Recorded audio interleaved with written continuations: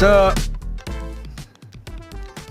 주식 아가방이 있고 부동산 공부방으로 하겠습니다. 이제 공부방의 이 선생님 두 분입니다. 예, 이광수 대표님, 안녕하세요.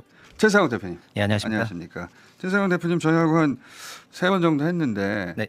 주변에서 이제 여기 나오는 거 아시는 분들이 좀 있죠. 뭐 엄청 문자가 많이 오더라고요. 뭐라고 나가지 말라고?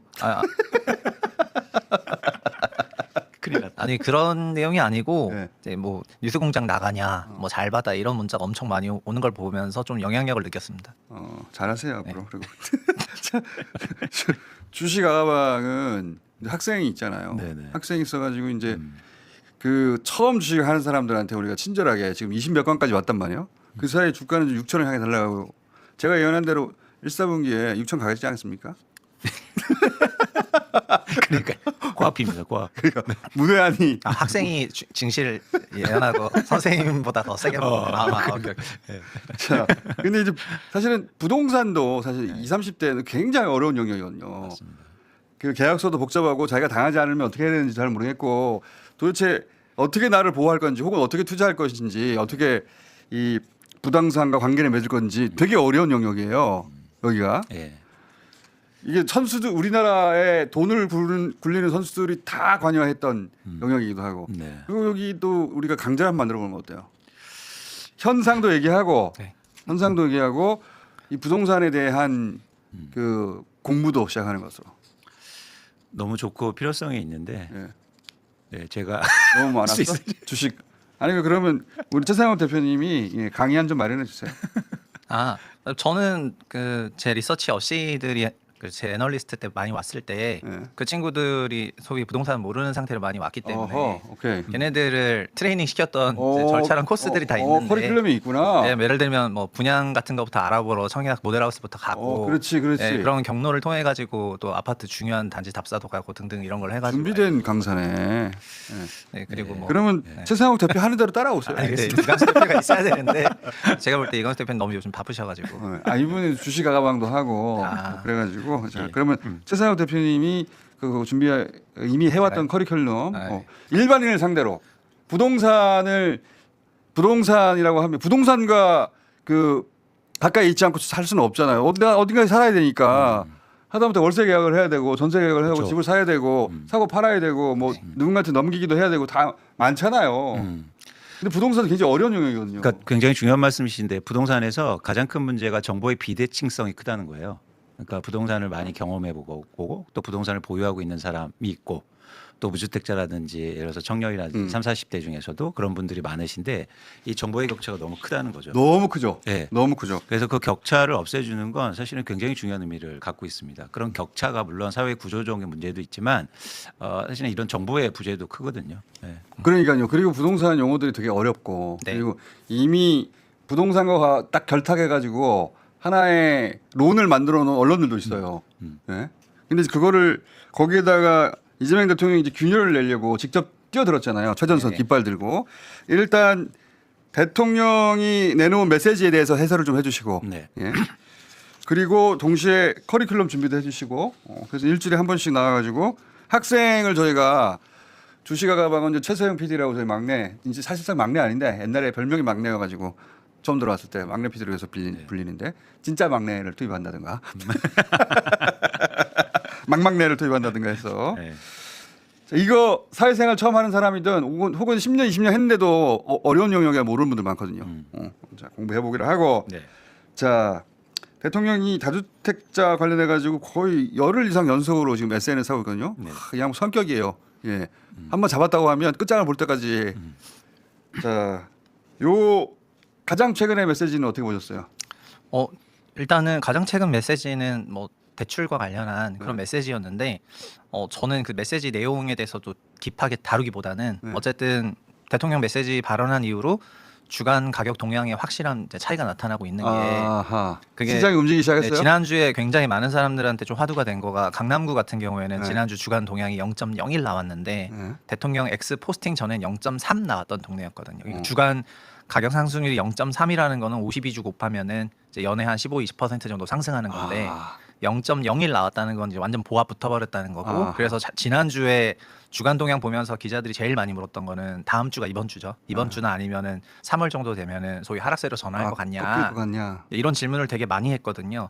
어쨌든 그 대통령의 선명한 메시지 이후에는 시장이 확실하게 영향을 받고 그 나타나고 있는 게 강남권에 나타나고 있다는 부분. 강남이 마지막 아닙니까? 처음이죠. 어. 그러니까 내 말은 출발. 이것도 그러니까 사람들이 이런 게 있습니다. 다주택자를 규제하면은 비핵심 자산을 처분하니까 똘똘한 한 채는 더 선호된다 이런 생각들을 많이 갖고 계신데 그렇게 해석할 수도 있구나. 예, 그런 생각이라는 거는 결국 강남은 짱짱하고 다른 지역이 약해진다고 보는 건데 실제 가격은 어떻게 나오고 있냐면은 고가 부동산이 더 조정을 받고 있거든요. 그게 왜 그러냐면은 그 집주인이 자기 집에 사는 비율을 이게 부동산 아가방 같은 겁니다. 집주인이 자기 집에 사는 비율을 자가 점유율이라고 합니다. 자가 점유율. 네, 자가 점유율. 근데 자가 점유율이 우리나라 전체로는 57%쯤 되는데 그거밖에 안 돼요? 서울은 44%밖에 안 돼요. 그러니까 그래요? 서울은 집주인들이 임대를 주고 딴 데 살거든요. 서울시의 경우에는. 그게 절반 이상이 그래요? 서울은 자가 점유율이 44%밖에 안 된다는 거는 서울 평균적으로는 집주인이 경기도 사시면서 서울은 임대 주고 있거나 이렇게 투자 목적으로 갖고 계신 분들도 적지 않습니다. 근데 굉장히 높다. 자가 점유율이요? 아니, 굉장히 낮다. 맞아요. 이게 자가 점유율 서울 근데 이것도 강남 3구는 40% 초반으로 더 낮고 강북은 60% 수준으로 높거든요. 그러니까 그래서 평균- 자기가 살진 않고 투자 목적으로 사는 부동산에다가 네. 전세랑 월세 준다는 거네. 맞습니다. 그래서 이제 전세가 한 25% 되고 월세가 한 28% 되고 이렇게 정도 되는데 자가로 이제 경기도 사시고 그러니까 무슨 얘기냐면은 강남 3구에 투자 목적으로 다주택자가 더 많다는 거죠. 그래서 지금 대통령이 그냥 다주택자 관련한 메시지를 계속 내다 보니까 자가 점유율이 높은 실수요 지역에서는 가격 조정이 잘 안 일어나고 있는데 실소유는 네, 근데 투자 목적으로 부동산을 갖고 있었던 고가 부동산 지역이 더 크게 조정을 받고 있다는 거예요. 그리고 또 하나 이유는 강남이 그동안 많이 올랐거든요. 그렇기 때문에 양도세를 더 많이 내야 돼요. 5월이 지나면. 그렇지. 그렇기 때문에 빨리 그런 거에 대한 이게 잠깐 부는 바람이 아니구나. 그렇죠. 이거 계속 가겠구나. 그렇죠. 눈치 빠른 사람들이니까. 그래서 그런 차원에서 이제 어허. 빨리 강남을 파는 게 어쩌면 자기한테 유리하다고 생각하는 거죠. 그래서 매물이 강남 3구에 거의 뭐 한 2주 동안 3천 건 이상이 쌓이고 있습니다. 반응을 하는 거네. 그러니까 확실하게. 여기서 되게 중요한 지점이 있어요. 그러니까 이것도 이제 부동산 아가방으로 다시 가보는 건데 한국의 부동산의 공급을 얘기할 때 그동안 굉장히 많은 전문가들이나 보수 언론들은 어떻게 얘기하냐면 건설사들이 짓는 아파트의 양이 공급이다. 그래야 아파트를 많이 지어야 가격이 떨어진다. 그러니까 그렇게 얘기해요. 이렇게 얘기했죠. 그런데 계속 지을 논리를 그렇게 만들었죠. 그렇습니다. 그런데 유통시장의 가격을 결정하는 공급은 집을 갖고 있는 사람들이 시장에 내놓는 매도 물량이라는 거예요. 사실은 이 얘기를 의미 있게 하고 그렇지. 이거를 정책의 일종의 목표로 만들었던 건 사실 이재명 대통령이 유일합니다. 그래서 이런 거잖아요. 어. 예전에는 항상 사람들이 이미 사서 가지고 있는 주택은 어쩔 수가 없다. 그렇죠.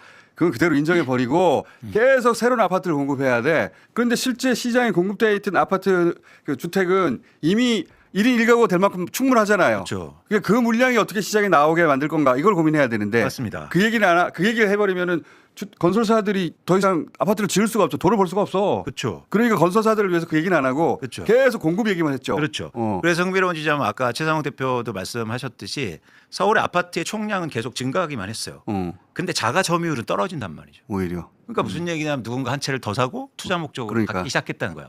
그 사람들이 내놔야 유통시장의 물량이 증가하고 그렇지. 가격이 안정될 수 있다는 걸 이재명 대통령이 적시하고 그 부분에 대해서 얘기를 하는 겁니다. 네. 당신들이 집을 세 채씩 갖고 있으니까 집을 가져야 되는 한 사람이 못 가지는 거 아니에요. 이거 아니에요. 네. 그 정책이에요. 이거는. 네. 그리고 지난주에 어쨌든 포스팅한 내용은 그 다주택자에 대한 대출이 작년 627이라는 게 있었는데 어쨌든 그 대통령 행보를 다들 보셨겠지만 당시에 권대영 사무처장이 금융위 부위원장으로 올라가게 됐던 계기가 627 대책 내고 막 정책 잘 냈다고 일어나 보라고 하면서 막 박수치고 하면서 이제 그분이 소위 승진하셨는데 그 627 대책이라는 게 수도권의 다주택자 2주택 이상의 집 살 때 LTV 0% 하겠다는 건데 이게 신규 대출을 대상으로 하거든요. 그러니까 기존 대출은 어떻게 할 거냐. 두 채 이상 있는데 새로 살라 그러면은 너는 LTV 0%다. 뭐 이거밖에 안 되는 거였는데 그러니까 뭐 전세 끼고 사야 되는 그런 상황이었다가 투기과열지구가 되면서 전세 끼고 사지도 못하게 되니까 조금 수요가 죽었는데 대통령 포스팅은 그거를 왜 신규만 적용하냐. 과거에. 동전에 이미 대출 갖고 있는 사람 이게 광수 형 얘기, 광수 대표님이 지난주에 하셨던 얘기인데 그 얘기 대통령인데 저 완전 소름 돋아가지고 그냥 앞으로 그냥 이광수를 걸어다니는 이재명이라고 생각을 했어요. 아니야. 저렇게까지 해도 되나? 이광수 대표 너무 많이 나가는 거 아니냐 네. 했는데 이재명 대통령이 그쪽으로 네. 가고 있어요 지금. 저는 그때 좀 터프하다고 했었는데 네. 하신 걸 보니까 그냥 이제 이광수 대표가 걸어다니는 이재명이라고 저는 생각해요. 아니 그건 판도끼. 네, 판독기. 그건 아니고, 그러니까 공정성을 물어보는 거죠. 네. 무슨 얘기냐면 왜 가격은 다 이렇게 올려놨는데 새로 살려는 사람들한테 대출 규제를 하느냐. 맞아요. 근데 이제 거기까지 가기가 쉽지는 않죠. 왜냐하면은 그 전에 대출을 내가 받았는데 그거 죄는 아니지 않냐 할 말이 무척 많아요 이 사람들도.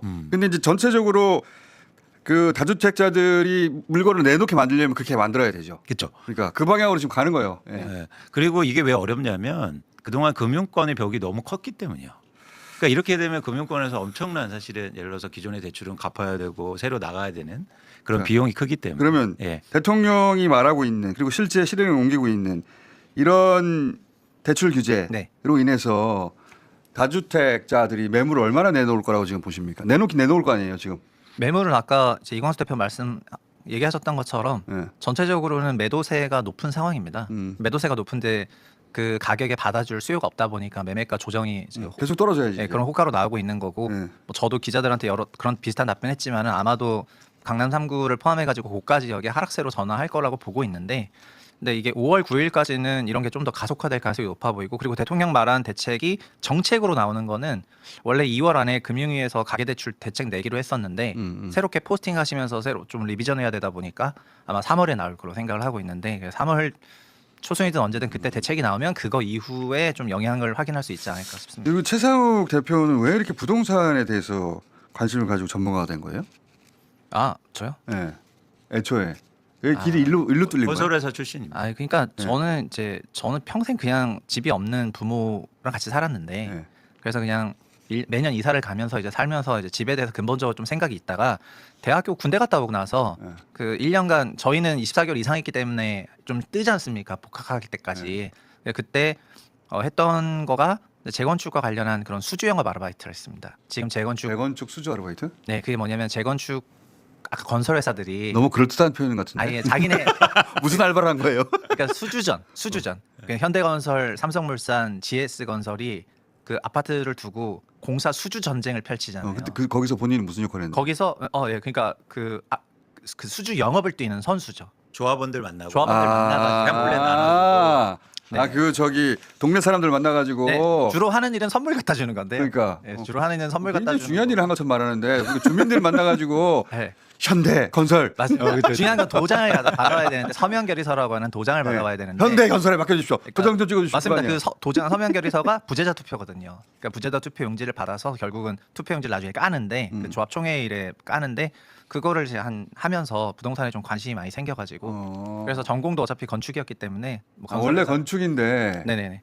그러니까 건축은 물론 설계 쪽으로 나가야 되는데. 저는 원래 설계가 전공이었는데 그 당시에는 설계사에 가면 너무 연봉이 작다 그래서 저는 돈을 좀 벌고 싶어가지고 그래서 시공회사를 가야 되는데 주택에 좀 관심이 많다 보니까 그렇게 하면서 간 거고요. 근데 주식에 관심이 많아서 증권사로 넘어온 거고 그래서 제가 분석을 해야 되다 보니까 부동산을 공부할 수밖에 없게 됐어요. 돈의 유혹에 넘어간 거구나. 네. 그렇게 요약하겠습니다. 세계적인 건축을 할 수도 있었는데 세계적인 건축 설계도 할 수 있었는데 건설사에 들어가가지고 그 들어간 것도 아니지 알바였지 그때는. 그때는 대학 학생 신분일 때는 그 수주 영업 아르바이트였고요. 건설회사는 이제 건설회사 실제 가서 현장에서 반도체 공장 2개 짓고 그다음에 증권사로 넘어온 거죠. 네. 조합원들 도장 받는 아르바이트를 하다가 네, 돈에 눈이 멀어가지고 건축 설계는 버리고 아파트 짓는 데로 가야 되겠다. 그래가지고 아파트 짓는 일에 투신해서 맞습니다. 노하우를 좀 배우고 그 감각이 있으셔가지고 증권사로 넘어가셨구나. 주식을 좋아해가지고 주식을? 네. 네. 그래서 넘어갔는데 제가 건설회사에서 왔기 때문에 건설 부동산을 분석하라고 할당을 받으면서 역시 네. 돈에 눈이 멀어가지고 주식으로 다시 어쨌든 돌고 돌아 부동산이 되었습니다. 건축에서 또 주식으로 돈에 눈이 멀어서 넘어갔더니 거기서도 또 너 그 건축학과 했고 건축학과하고 부동산하고 상관없거든요. 근데 네. 상관없잖아요. 근데 건자가 들어가는 바람에 네. 쭉 해가지고 여기까지 왔구나. 그래요. 뭐랄까요? 꼭 그렇게 하려고 한 건 아니었는데 그러다 보니 지금 부동산에 관한 엄청난 전문가가 되어서 설명도 굉장히 잘하셔. 네, 맞습니다. 제가 설명하는 거 듣고 여기 공부방으로 아가방이어서 열어야 되겠다. 네. 우리 이광수 대표가 이제 주식 그 아가방 바빠가지고 네. 이 방에 못 올 경우 이제 대타도 생각하게 계세요. 주식 아가방도요? 아니 주식 아가방을 노리라는 게 아니라 네네네. 이광수 대표가 주식 아가방이 너무 커져가지고 이 방에 못 올 수도 있잖아요. 시간이 점점 부족해가지고. 네, 근데 저는 이제 이런 섭외를 라이브 중에 하는 데를 처음 봐가지고. 라이브 중에 섭외하고 다 라이브 중에 다 이루어져요. 저희는. 예. 네, 알겠습니다. 방송 끝나고 나면 이런 대화 안 합니다. 네. 자, 예, 근데 저희가 이재명 대통령 포스트와 X에 대해서 계속 또 관심을 갖는 이유가 뭐 횟수도 중요하지만 시장을 정확히 읽고 있다는 것도 굉장히 전문가예요. 맞습니다. 전문가. 그리고 영향을 아까 이제는 최상욱 대표도 말씀을 하셨지만 시장에 영향을 직접 미치고 있다는 것도 되게 중요해요. 전문가가 정확하게 알고 때리니까 네. 시장이 저 사람 알고 하는 소리다 저거. 네. 그리고 이거 빠져나가기 힘들다 이거. 네. 그리고 그냥 한두 마디 하고 말 게 아니다. 네. 이렇게 생각하는 것 같아요. 그러다 보니까 시장이 반응하는 겁니다. 그러니까 어떤 반응이냐면 굳이 다주택자만 파는 것뿐만 아니라 집을 예를 들어서 투자로 갖고 있는 사람, 1주택자도 팔아야 되는 거 아니야? 부동산을 투자 대상으로 삼는 건 이제 이거 정리해야 되겠는데 이제 예. 그렇죠. 주식시장도 뜨고 있는데 주식으로 옮겨가야 되겠는데 그렇죠. 이런 생각들을 하게 만들고 있죠. 네, 큰 프레임에서는 우리나라가 다른 나라랑 조금 다른 부분은 공공 임대 시장 개입이 상대적으로 너무 적고 한국 가게들한테 알아서 그냥 임대차를 해결해라 하다 보니까 다주택자가 이제 만들어지면서 그렇지. 가계부채가 너무 늘었는데 어저께 그 김영범 정책시장이 페이스북에 올린 포스팅도 보면은 우리나라 가계부채가 다른 나라보다 유난히 높은 거는 부동산 임대업이라는 그 부분을 가계가 흡수했기 때문에 그런 거고 그럼 그거를 빼거나 줄여야 되는 그런 쪽으로 전환은 이제 앞으로 하겠다고 사실상 선언을 했고요. 대신에 점진적으로 하겠다 이런 얘기를 했거든요. 그래서 종합적으로 보면은 그래서 가계가 부동산 임대라는 거를 투자 수단으로 볼 수밖에 없도록 부동산이 한 70년간 그렇게 돌아갔는데 전후에 이제 그거를 지금은 주식시장도 생겼고 네. 그런 대안 투자 수단도 생기니까 가계한테 그런 걸 자꾸 제한하는 거거든요. 부동산으로 그 투자 소득 하기보다는 주식으로 가고 그리고 뭐 이런 게 잘 작동된다고 보면은 결국은 부동산 시장은 상당히 안정화될 거라고 좀 생각을 하고 있고 안정화는 주식 그 어느 정도 그러니까 이게 목적지가 명확하다 보니까 음. 메시지나 방향이 선명하다고 저는 생각을 합니다. 부동산 가격이 떨어진다는 얘기입니다. 그렇죠. 예, 떨어진다는 얘기고 그래서 이제 조금 저희가 고민해야 될 지점은 지금은 다주택자가 일단 시장을 엑시트하는 상황이거든요. 그렇죠. 근데 여기서 무주택자가 무리하게 이 집을 이 아파트를 사면 전 안 된다는 생각. 지금은 하지 마라. 그러니까요. 그래서 저는 충분하게 정부를 믿고 그리고 기다려도 된다. 무슨 얘기냐면 그렇게 되면 좋은 상황이 되는 거예요. 그렇지. 다주택자는 그동안 집값 2배 올랐어요. 그렇지. 그다음에 이제는 5월 9일 지나면 양도세를 많이 내는데 양도세도 안 내면서 엑시트했어요. 예. 근데 그 돈은 또 주식사. 그분들 뭐라고 하고 싶지는 않아요. 그분들 입장에서는 돈을 잘 굴리는 건데 그렇죠. 그분들이 엑시트 할 수 있도록 지금 사줄 필요가 뭐가 있느냐. 그래서 예를 들어서 국힘에서도 그럼 무주택자가 집을 사줄 수 있게 대출 규제를 완화해라. 자, 방금 그 코스피 5,900 돌파했습니다. 제가 뭐라고 그랬습니까? 1사분기 6천 간다고 그랬더니 말도 안 된다는 표정 지으셨잖아요. 예, 정말 대단합니다. 6천 곧 가겠습니다. 3월 내. 네, 예. 2월 말까지도 갈 수 있겠는데? 내가 너무 경솔했네. 나는 3월 말까지라고 그랬는데 2월 말 안에 되겠는데 이거 일주일 남았는데. 네. 예. 야. 그래서 저는 꼭 이제 말씀드리고 싶은 게 너무 급하게 그러니까 무리하게 대출 받아서 또 집을 내 집 마련하시지 않으셨으면 좋겠다. 자, 예. 그리고 제가 사과드립니다. 1사분기 안에 6천이라고 그랬는데 네. 2월 달에 6천으로 지금. 요거 네. 지구 북반구에서 저만 얘기했거든요. 우리나라 주식 1사분기에 5천, 1월 달에 5천, 1사분기에 6천 간다. 제가 1월 달에 얘기했는데 예. 그렇죠. 예. 우리 뭐 한국 증시는 지금 뭐 약점이 없으니까요. 이광수 대표가 그때 속으로 비웃었거든요. 예. 그리고 아까 어쨌든 강남권 가격 조정은 종합하면은 많이 올랐고 그동안 네. 그리고 다주택자 빨리 팔라는 메시지 그리고 투자 수요가 제일 많은 것도 강남권인데 지금 대체 투자 수단도 생겼고 그러니까 빨리 그리고 팔고. 이익을 지키고 싶은 사람 심리도 있거든요. 하락세에는 아마 더 매도가 좀 더 나올 거라고 보고 있는데 그런 부분을 고려하면은 뭐 똘똘한 채 가 더 세고 뭐 이런 게 아니고 그냥 고가 주택이고 많이 오른 지역이고 투자 수요가 많은 지역부터 가격 조정이 가장 터프하게 나타나고 있는 모습이고 아마 6천이 뭐 2월 중에 된다고 하면은 범 강남권의 매매가 하락도 2월 중에 되지 않을까 이렇게 생각하고 있습니다. 6천 오늘 벌써 5천 얼마야 지금 현재 얼마입니까? 5,900원 좀 전에 돌파했다고 하고 자 대단합니다. 5,930이에요 지금. 네. 야, 대단합니다. 전자닉스가 너무 싸니까 그냥 우리나라 반도체가 1월에도요 수출을 엄청나게 증가시켜서. 네. 그게 나 그건 모르고요. 내일 자세한 얘기를 드리겠습니다. 자, 우리 최상학 대표님. 네. 저 다음 주까지 커리큘럼 준비해 주시고요. 저희는 학생 준비하겠습니다. 자, 준비 커리큘럼 준비는 다 알아서 해주시기 바랍니다. 예. 학생은 누가 될지는 저희도 잘 몰라요. 얘기해봐가지고 결정해가지고 다음 주에 나오시면 학생이 앉아 있을 거예요. 네 알겠습니다. 자, 오늘 여기까지 하겠습니다. 감사합니다. 예, 고맙습니다.